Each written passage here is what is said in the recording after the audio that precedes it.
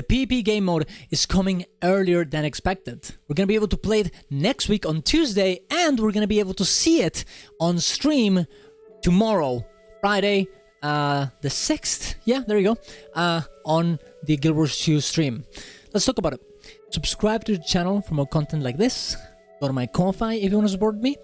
Let's get into it. So, here you can see the introducing push, a new PvP game mode, and this should already tell you it is a typical game mode where there's a circle, a structure that needs to be captured, and once it's captured for one or the other team, you'll start moving towards the team's side, and of course the more time that is in the enemy, the ally side, the more points you get, eventually winning the game.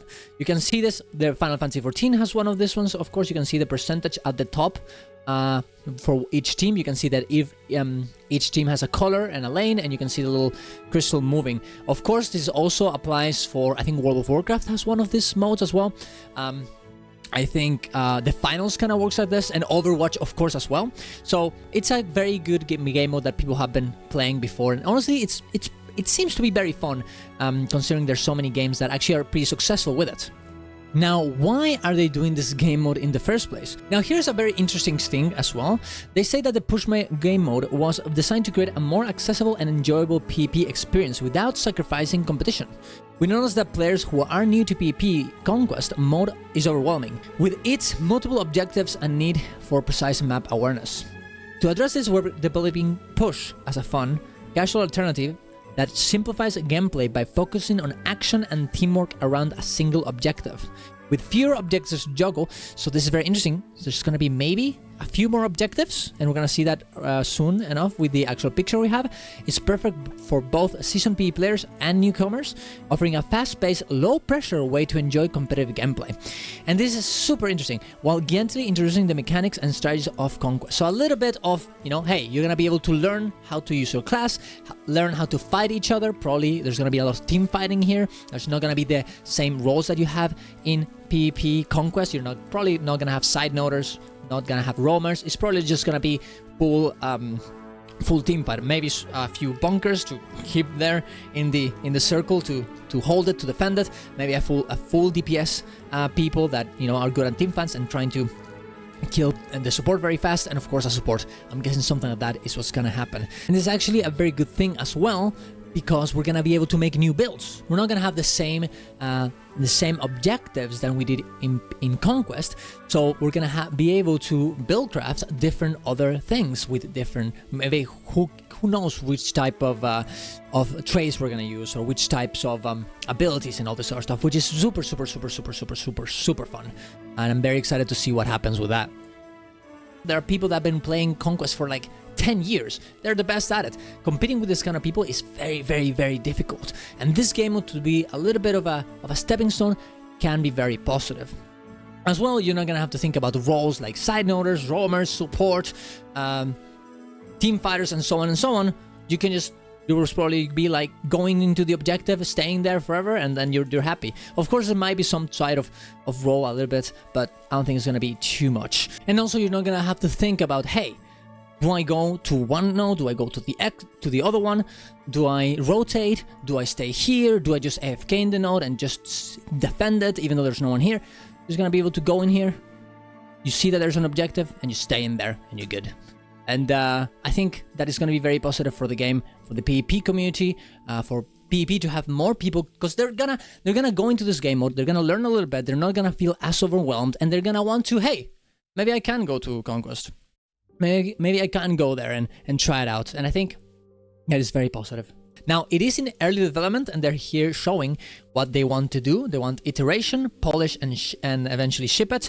And in the part of iteration, that's where we're at right now.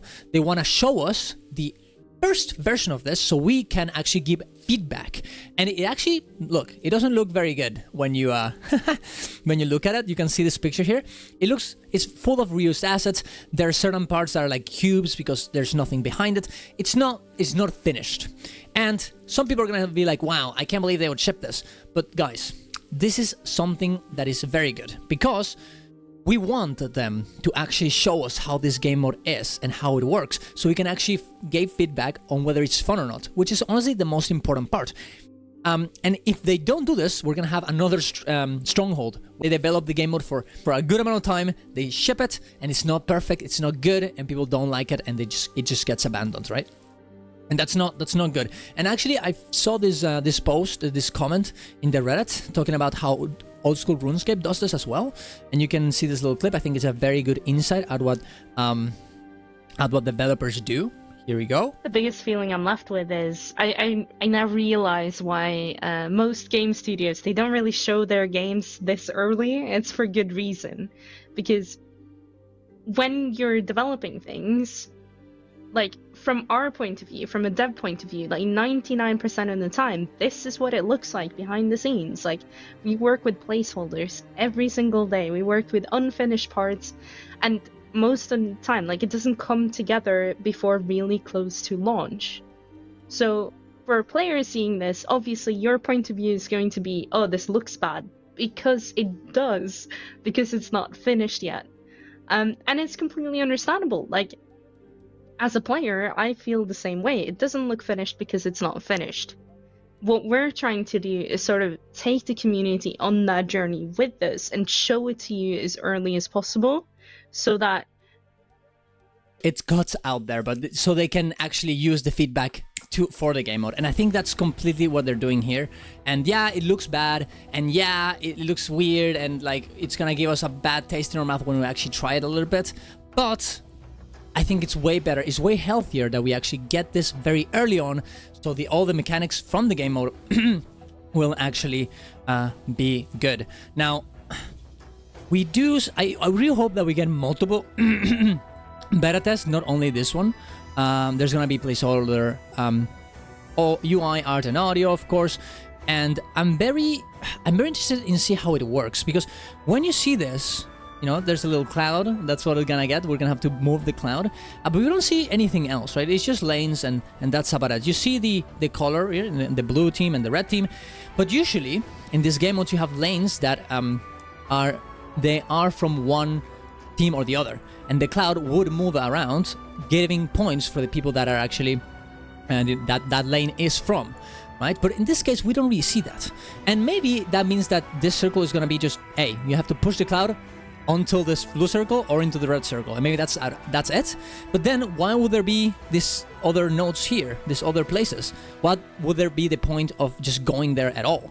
I'm guessing, and considering the fact that they say at the start that there's going to be multiple mechanics and less objectives than in Conquest, but they say less objectives. They don't say one objective. So that means that I think there's going to be some bonuses from coming here or here, and I think that's honestly okay. When it's obviously an objective that you can get, like that buffs you. I mean, hey, you go get it, and then you come back, and that's fine. And it gives a little bit of, you know, of change of the actual game, instead of just being in one lane forever and just pushing and just team deathmatch, right? I think it's okay to have a little bit of variance in that regard. Now, you have to be careful. You don't want to make it too complicated, but we'll definitely have to see what they actually have in here. It is very, very interesting, and I think there's a lot of possibilities.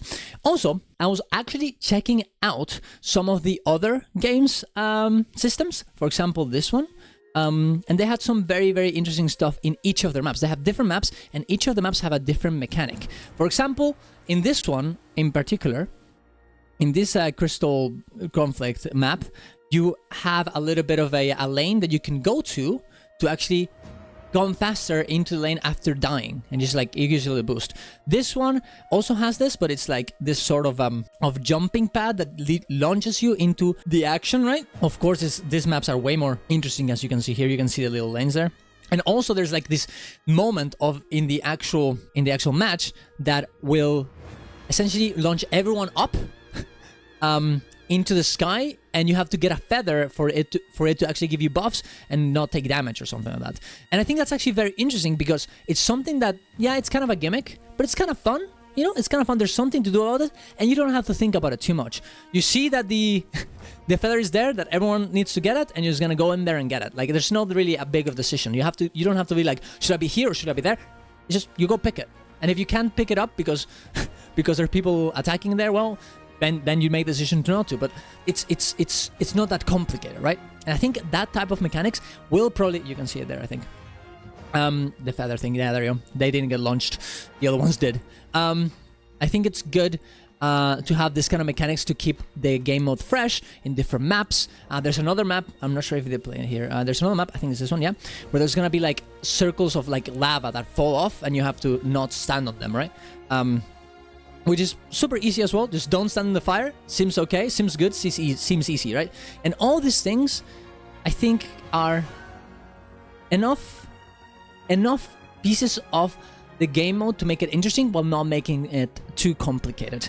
We'll definitely have to see, and I do hope that they put some of the stuff, like for example, you can get potions in this game as well that spawn around the circle.